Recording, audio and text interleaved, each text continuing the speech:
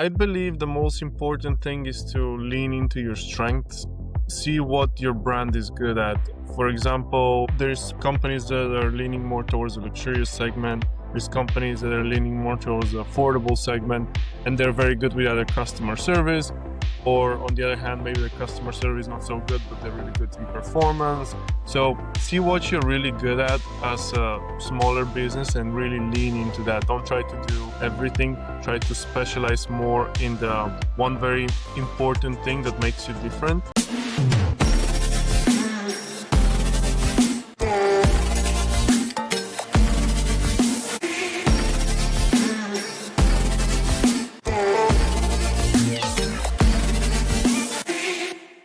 Welcome to another episode of the Smart Insight podcast. I am your host, Adefunke Agbekwhe, the founder of Smart Consulting. Today, I have the pleasure of being joined by Alberto Nikodimov, the owner of Try Memories. It's fantastic to have you here, Alberto. I have been really looking forward to this conversation, especially given the unique work that you do at Try Memories. How is everything going on at your hand today? Everything is great. Yeah. Business is growing. 2025 was a great year. Looking forward to 2026. Excellent. Cool. So before we dive into today's critical topic on why smart property leaders struggle with scaling beyond 10 units, will you be able to, tell us about your journey, the good work you do in your company? Sure. So I started Memories about 3 years ago. We are currently just over 100 properties all over Florida. And before that, I was working for other vacation rental companies. And I tried to combine that whole experience from what I've gathered throughout my journey and everything that I've learned and put all these great pieces of knowledge and service into this new business. And so far, we were servicing um, owners from all over the world with multiple properties, and it's been a great journey. We have built a great team, small but efficient, and we're just very, very excited for the future. Now we're growing with a much faster pace, so we're looking to doubling next year, and we expect to be around 200 properties towards the end of 2026. Fantastic. Thank you so much for that. Brilliant. So we're going to dive into the podcast questions now. So I'm going to start with the first questions, which is around operational tipping points. So based on your experience, what are the top 1 to 2 operational processes, like client communication, maintenance, coordination, or financial reporting that fundamentally break down when a property leader try to scale from 10 to 20? There are a lot of things. So in the beginning, when you're a small company between 1 to 10 units, the challenge is how can I offer everything that the bigger companies are offering? How can I compete? In the beginning, with 1, 2, 3 units, it's easy because you can handle it just by an owner operator. Once you get to 10 units or over, then you have to be competitive. You have to offer a lot of other things that the big companies are offering, like maintenance services in-house. You have to be offering inspections after check-ins and check-outs. At the same time, you have to have the best owners portals with lots of transparency. You have to, most importantly, cover the owners on the legal side. So it's a game between choosing what's a priority, what we really need to invest our time in, and what can wait until the next step until we grow a little bit further. I think in the beginning, that's what you should prioritize here. So thank you. Thank you for your insight. So I'll move on to the second question. So, which is around, financial constraints. So when leaders hit that 10 unit ceiling, they often feel like they are trading time for money. So how does the lack of systemization at that stage impact their profit margins and the ability to justify hiring the next team members? Yeah, at that stage, every owner has the same mentality where no one can do it as well as I can. And if I hire someone, they won't have the same attention to detail, they won't do the same job. And that's just false. The best thing to do is take your principles, take your care and what you do for every single property and turn it into a system, into a checklist, step by step checklist. And if there's certain steps that you take which are unique to what other companies are doing, put them in that system and then teach someone else how to follow that system. And you'll be surprised once you have that system and you have enough hires, two, three, four hires eventually down the road, you'll see that some people are actually much better in implementing that system than you were in the beginning when you created it. Yeah, so it's more about the systemization. Yeah. No, thank you so much for your insight on that. So moving on to the next question. So this is about technology gap. So many properties leaders, they rely on a patchwork of tools, spreadsheets, emails, and one-off software. So what are the biggest ways this fragmented tech stack prevents them from achieving the kind of data-driven decision making needed for predictable growth? Okay, that's a very loaded question. There's so much that you can say here. The first thing is that our industry is technology driven. Yes, it's a brick and mortar business, but if you fall back on the technology, you fall back on the product that you're offering, therefore you're not competitive, therefore you'll stop growing and potentially have issues with your business.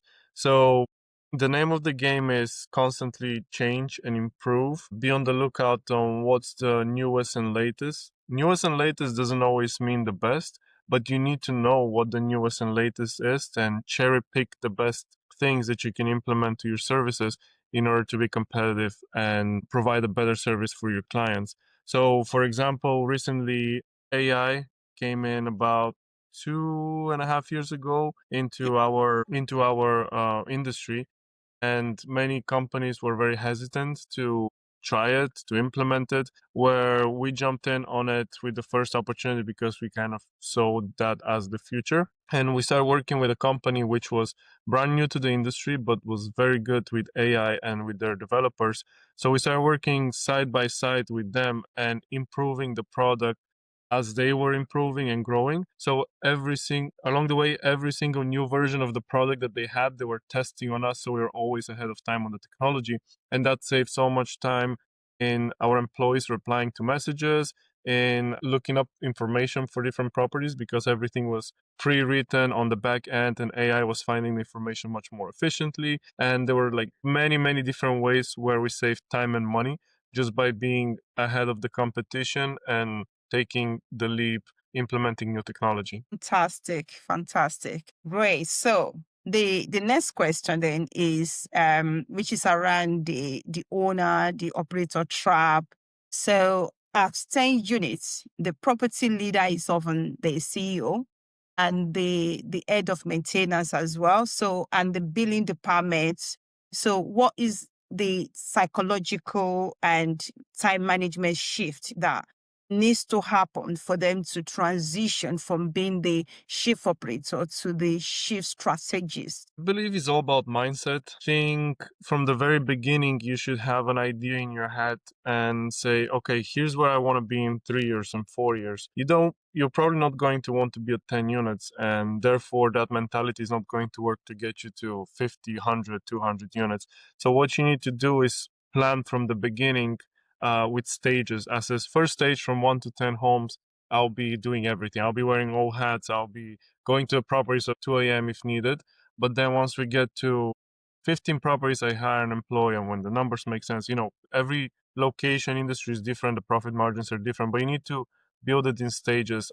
I remember when I started, I had the plan pre-written, the business plan pre-written in my room, and I still have it hanging in my room, where I was saying pretty much with that much revenue or that many properties, whichever comes first, I'm hiring this first employee and then that second employee and then that third employee. And the growth plan was there from the beginning. And sometimes things are going to work out great, even better than you expected. Other times you're going to have some hiccups. You're going to have a bad hire.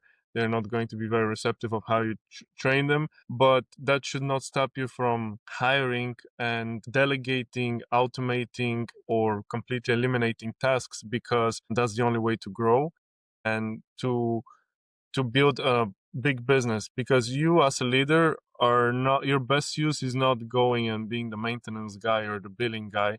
Your best use is to drive the business forward, grow the business, bring more business in, and make sure it runs efficiently. So in my opinion, you have to start from the very beginning with your planning. If you're already in that position, 5 to 10 units, and you haven't planned, stop what you're doing and do your planning of how you can grow that business in stages. Absolutely. Spot on. Thank you. And I think it's important for the leaders to know that they need to work on their business rather than working in their business. Absolutely. Thank you for your insights on that. We're just going to move on to the next question. And that takes us to the client experience hurdle. So as a property leader scales, maintaining a high touch systems client experience becomes really harder. And so how does system failure at the 10 unit level start to erode owners' trust and lead them to costly churn? And what is the first step of fixing that? So I believe this is very true for a lot of companies in the industry, but at the same time, there's some big companies which are much better than small operators. In our industry, the myth is if you're a small operator with few units, you usually tend to do a much better job because you have 5 units, 10 units, and you care about them. Well, we're currently at 100. I am telling you, I care about every single unit that we manage. And I will be feeling the same when we're at 500 units one day. So you can flip it in a few different ways. The first way would be there's absolutely no way to maintain the same amount of quality with that many units. Or the other way to say it is we have so many resources that we have a much better opportunity to implement our procedures and maintain that high standard across all of our properties. So what you can look into is a competitive industry, the hotel industry, how they maintain the same standard in hundreds of different locations. Let's say the Ritz-Carlton brand, you have Ritz-Carlton here where we are in Florida, in Miami, you have it in different cities, you also have it in different states, and then you have it in different countries. You have the Ritz-Carlton in London, you have Ritz-Carlton in Paris, you have Ritz-Carlton in Asia, you have Ritz-Carlton all over the world. When you walk into a Ritz-Carlton hotel, you know you're there. You know by the smell, by the greeting, by how, even if it's the first time in that Ritz-Carlton hotel, they know some details about you if you stayed with them in the past. How do they do that? It's because they have the resources and they can maintain that standard across the entire portfolio. So this is a good way for us to learn from a different industry and try to implement those things and build strong systems which will help us maintain that standard. When you build those systems and you hit all of your checkboxes, you can maintain a very high standards. Now, are things going to happen? Yes. And actually, with 100 properties, there's going to be many more problems than if you have 10 properties. So the key is you have more resources to resolve them. You have multiple different handymen, you have multiple different customer service reps, you have different supervisors that can help. It's not just you. So it's different stages of the business, different resources, but your system should be so strong that you can maintain that standard. Thank you. Thank you for your insight. So, moving on to the next question then. So, this is around future proofing question. So, looking ahead, what single piece of advice would you give a property leader currently managing 8 to 10 units about the systems they need to implement today to ensure that they don't hit that scaling wall in the next 12 months? That's another tough question. What advice would I give them? I believe the most important thing is to lean into your strengths, see what your brand is good at. For example, there's companies that are leaning more towards the luxurious segment. There's companies that are leaning more towards the affordable segment, and they're very good with either customer service, or on the other hand, maybe the customer service is not so good, but they're really good in performance. So see what you're really good at as a smaller business and really lean into that. Don't try to do everything. Try to specialize more in the one very important thing that makes you different, and that will usually help you grow. So, for example, when I started, I was very good in sales. So my goal was to build a system which will bring new owners and will help us grow exponentially, and then eventually train a team to implement my system of how to bring new owners. And I leaned into that, and that helped us a lot. And then as more homes were coming in, we obviously had really good procedures how to manage those homes too. But they kept improving over time with every new need that you see. You need to be able to spot where that problem is and how to fix it permanently so it doesn't keep coming up again. So it might be a very general advice, but lean into what you are really good at and then try to resolve issues permanently, because there'll be issues all the time, but you need to be able to resolve issues permanently and then deal with the new issues that keep coming up. If you keep dealing with 100 different problems at the same time, it's very overwhelming and it will be hard for you to grow your business. Fantastic. Fantastic. Thank you so much for your insights. It's been really amazing and great to have you on this podcast today. Thank you so much for your view. Thank you. Okay, no problem.